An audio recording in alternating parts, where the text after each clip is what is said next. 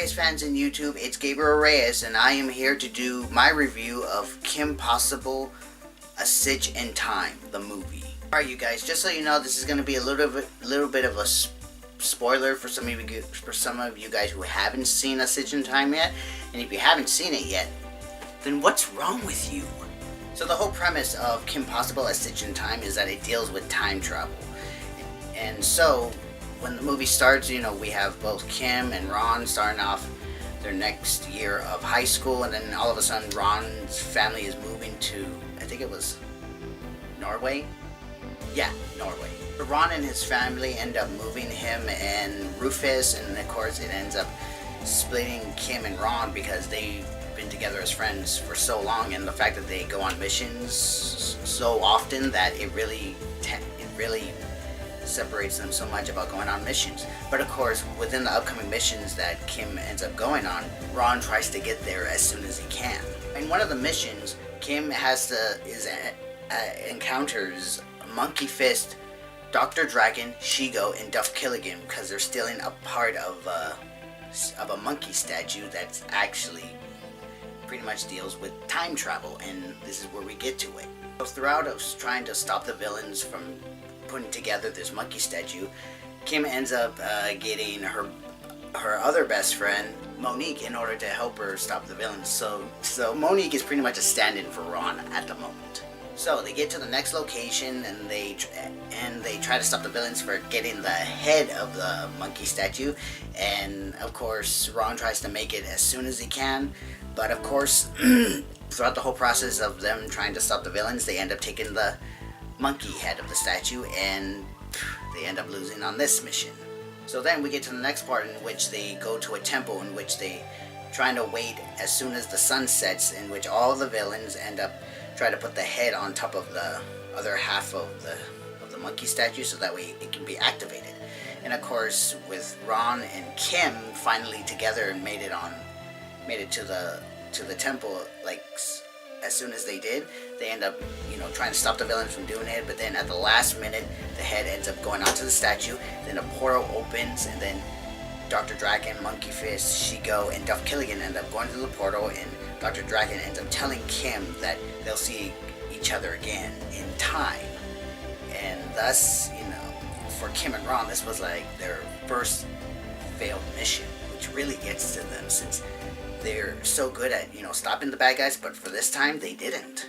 So then we move on to Kim talking to Ron through their communicators, trying to figure out how they're going to stop the villains now. Then all of a sudden, Rufus 3000 from the future, who is a clone of Rufus Prime, ends up telling Kim about the consequences of time traveling, and that the Supreme One is ruling the future.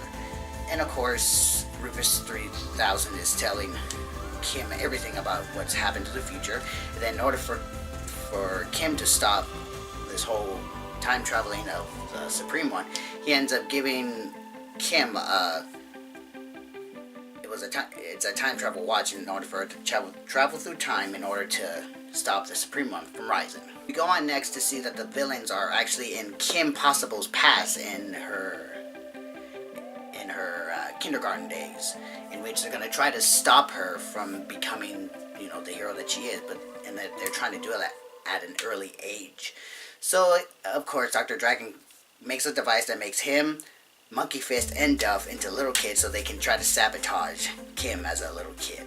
Throughout that time, the villains are trying their best to try to break Kim down as a little kid, and then at some point Ron is, as a little kid in the past, ends up trying to talk the villains into, you know, stop picking on Kim. But then all of a sudden, little Kim Possible ends up going into action, stopping the three little villains. And while that's happening, Shigo is pretty much on the outskirts of the school, watching Dr. Dragon and the Monkey Fist and Duff fail like she usually watches. And then of course Kim from Teenage Kim ends up going into the past, ends up fighting Shigo, and then throughout the whole process, Kim beats Shigo, but of course Shigo and the villains have to get away and go through in time. And there's a little subtle moment in which Kim ends up seeing her past self as well as Ron's past selves as little kids, have a tender moment of meeting each other, and from there becoming best friends. We now head into their preteens, Ron and Kim's preteens, in which it goes onto the day that Kim and Ron go on their first mission. Their very first one that got her into helping everybody and to saving the world. So their first mission was they went to this millionaire's house in order to turn off some deadly lasers to help pretty much turn off, because the millionaire actually accidentally ended up turning on the lasers in order to prevent people from stealing his prized possession of a stuffed animal, which is really interesting for a billionaire to have. So in order to villains to try to stop Kim Possible on her first mission, Monkey Fans ends up going into the past to bring back a huge evil gorilla statue to pretty much destroy Kim. The teenager Kim ends up coming into the whole event of pre-teen Kim Possible and Ron, and tries to help her, try to stop this gorilla statue. And of course, along the way, Rufus 3000 ends up bringing Ron, teenage Ron, into the whole event, to pretty much have everybody meet their past selves as well as their present selves. Oh yeah, I forgot to mention that preteen Ron ends up getting a little baby Rufus, and oh my god, little baby Rufus is so cute. Of course, Kim and her past self are fighting the gorilla statue. Then throughout the whole process, they actually end up finding a way to defeat it, in which they reactivate the lasers, and the statue is defeated. The villains are arrested, and yeah. So Kim ends up thinking that she's finally stopped Dr. Dragon from ruling the future, but in fact, it was Shigo, because she ended up getting the time statue, and she ends up going in time. Rufus 3000 ends up coming into the past to ask Kim and Ron, where the Supreme One is. And the whole time, Kim thought the Supreme One was Dr. Dragon, but of course it was Shigo. Rufus 3000 ends up showing Kim that it was Shigo, and then it pretty much puts a whole bombshell on both Ron and Kim is just distraught because it was Shigo that becomes the ruler of the Earth. So now, in order for Ron and Kim to stop Shigo, they now have to travel into the future.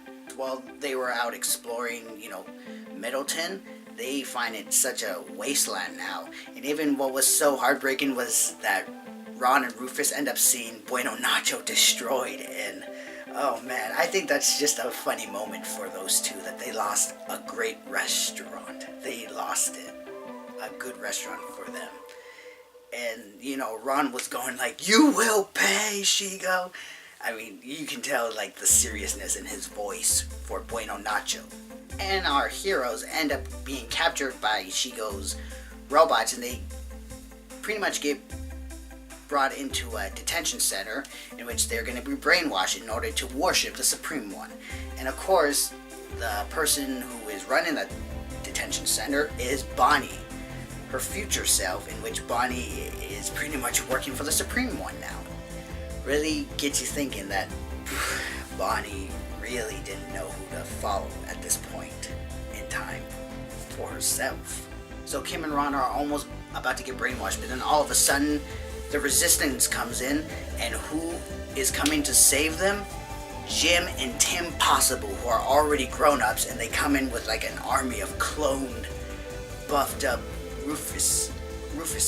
I mean, seriously, a cloned army of Rufuses. You can tell at this point that Kim is so surprised about Jim and Tim being all grown up and all, buffed up. And you can tell that she's very proud of Jim and Tim, that they've formed the Resistance and, trying to stop Shigo. But I think the most heartwarming reunion for Kim and Ron is when they end up seeing Wade at the headquarters of the Resistance base, and this is actually the first time that they're seeing Wade in person, and I think they were so distraught on the fact that he's grown, and seriously, he is grown, he's all buffed up, and he's got a deep voice, and oh my god, seriously, Wade looks so awesome as an adult, especially as a leader. So our heroes are trying to come up with an idea on how to stop Shigo and destroy the Time Monkey so they can restore the time stream and everything that has happened within the events of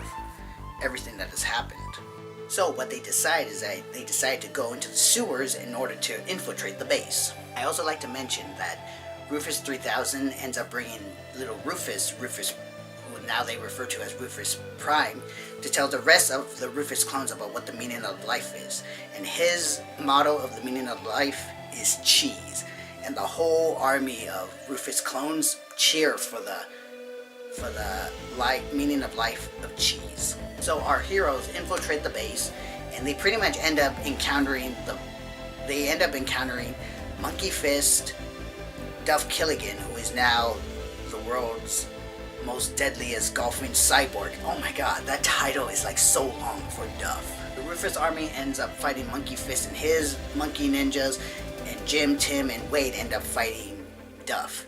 And you can tell that, dude, like those battle scenes of them, oh my god, like that was just so cool seeing all of them like fight each other, especially different perspectives and their styles of fighting, especially of how they are now.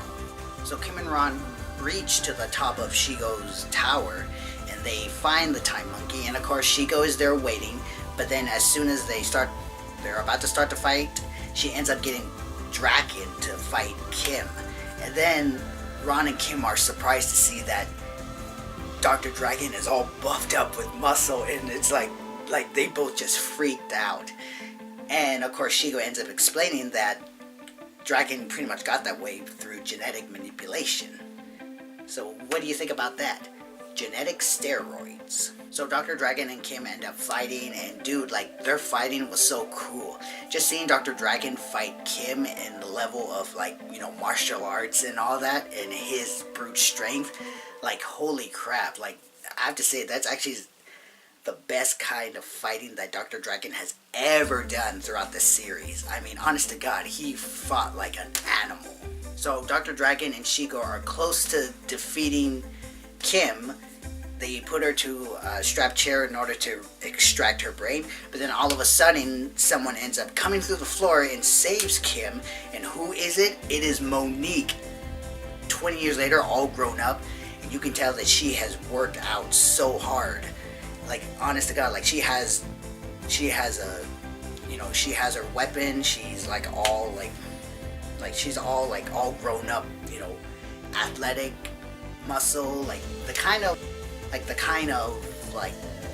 warrior women that you would see like years later in like those post-apocalyptic future films. Like seriously, like Monique was so badass looking that her and Kim pretty much fight Dr. Dragon, and dude, like the fight was so cool. Just seeing Monique and Kim now at the same level of, you know, fighting Dr. Dragon. Oh man, it came so close for them to defeat Dr. Dragon, but then at the last moment, they end up being defeated, like very quickly. And of course Shigo was there in assistance, but of course her being the leader now, she really doesn't have to do that much fighting anymore, since she was always the one that was doing the fighting. Now with Kim, Ron, and Monique defeated, and of course Monkey Fist and Duff end up bringing Wade, Tim, Jim, and Rufus 3000 as prisoners now. It's like, this is it. Like, they were defeated. But of course, before Shigo ends up destroying them, Dr. Dragon tells Shigo, like, Shigo, tell them how you did it, how you ruled the world. So, you know, Shigo's doing the whole, like, villain-winning monologue of how she ruled the world and everything. So pretty much she went back in time and, you know, tried to change the course of events, end up sending, and she ends up explaining that she is the one who actually sent Ron's family to Norway, or, you know, up there in Europe, in order to split the team. So she's the one that offered Ron's mom a job position over there. And from right there, Ron is like he snapped, because right there it was Shigo. She was the one that caused Ron to move away, and you can tell that it just made him snap, because from right there he grabbed Dr. Dragon and just flipped him over. And man, he was all going all kung fu crazy, and then he ends up hitting a bust statue of Shigo, which pretty much makes all the other statues fall, and then it hits the Time Monkey. And from right there, the time portal ends up opening up in the ceiling. Ron, Kim, and Rufus go through the portal, but not until Shigo tries to stop them. But of course, Kim hits Shigo. She goes down. Kim, Ron, and Rufus end up going through the portal back to their past, their present time. From right there, the time stream is reset and everything is all good. I gotta say, you guys, Kim Possible as Sitch In Time, it's one of my favorite Kim Possible animated movies. Of course, there's 2 animated movies, but this movie, A Sitch In Time, it was a 3-part episode, but they advertised it as a movie because it was 3 episodes put into one. So, of course, it is a movie, but it's a 3-part episode. As I'm saying this again, this was one of my favorite animated movies that Kim Possible did, because it gave that sci-fi treatment of the genre, and of course traveling in time, and it had all the goods: time travel, action, adventure, post-apocalyptic, all of it. I really liked it. Alright, you guys, here are some little trivial facts about Kim Possible as Sitch In Time, but mostly in the guest stars that were in this 3-part episode movie. So the first is that Rufus 3000 was voiced by Michael Dorn. If you guys recognize Michael Dorn and his voice, you would know him from Star Trek Generations as Worf. That's right, Worf himself from Star Trek Generations. Oh my god, I have to say, Michael Dorn, god, he has such a smooth, deep voice, and hearing him do the voice of Rufus 3000, whew, that shows you that Michael Dorn has that leader voice, especially voicing Rufus 3000 to be the leader of the Rufus army, which was overall so awesome for Michael Dorn. Another guest star that was in this 3-part movie was young Kim Possible, preschool Kim Possible, was actually voiced by Dakota Fanning. That's right, Dakota Fanning. At this point, she was already becoming a rising child star, and for them to get her to do the voice of Kim Possible as a little kid, kudos to Disney Channel for getting her to voice young Kim. And again, at a point where she was already becoming a rising child star. For Jim and Tim, we had Freddie Prinze Jr., who gave his performance of the older Jim and Tim, and for him to just use his voice to he just used one voice to do Jim and Tim, but you could definitely hear that he tried to give them distinctive personalities, as twins. Even though twins look the same, they still have some kind of different distinctive personality. And Freddie Prinze Jr. was a magnificent choice for the twins because he made them sound young but also mature. He had a mature young sound to his voice, and for him to do the voices of Jim and Tim, well done. Now, for the piece of resistance of the voice cast, especially when it came to the future versions of these characters, was Michael Clark Duncan was the voice of future Wade. For him to voice Wade, it made total sense for this young geek kid who was in front of the computers helping Kim, ended up growing up to be all buffed up with a deep voice, and to have Michael Clark Duncan do the voice of future Wade, oh man, kudos to you, Disney Channel, and kudos to the casting director for actually getting Michael Clark Duncan to do the voice of Wade. So again, kudos. Now we get to Monique. Her future self was voiced by Vivica A. Fox. If you guys don't know who Vivica A. Fox is, she was pretty much the stripper wife of Will Smith's character in Independence Day, but she is more well known in other movies and television shows. She has done a lot of movies and televisions. And if you guys know who she is, then look her up. I have to say, she did so good as the voice of Monique, because she really gave Monique that more mature sound, as a mature, wiser woman.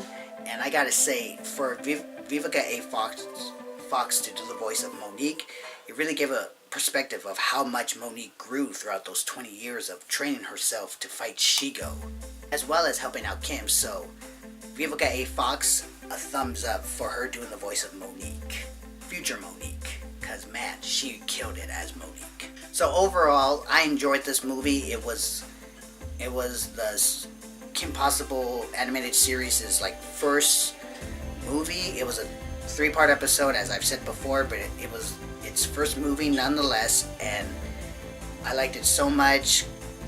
The plot was awesome, character development, especially having the characters see their past and going up to the future to fight Shigo. It was awesome. Everything that a Kim Possible movie or animation wise should have. Alright you guys, so that was my review of the Kim Possible movie, A Sitch In Time. Like, comment, share, and subscribe, and hit that little notification bell so you know when my next video will be up. Alright you guys, I'm Gabriel Reyes, I'm out, I'll see you next time.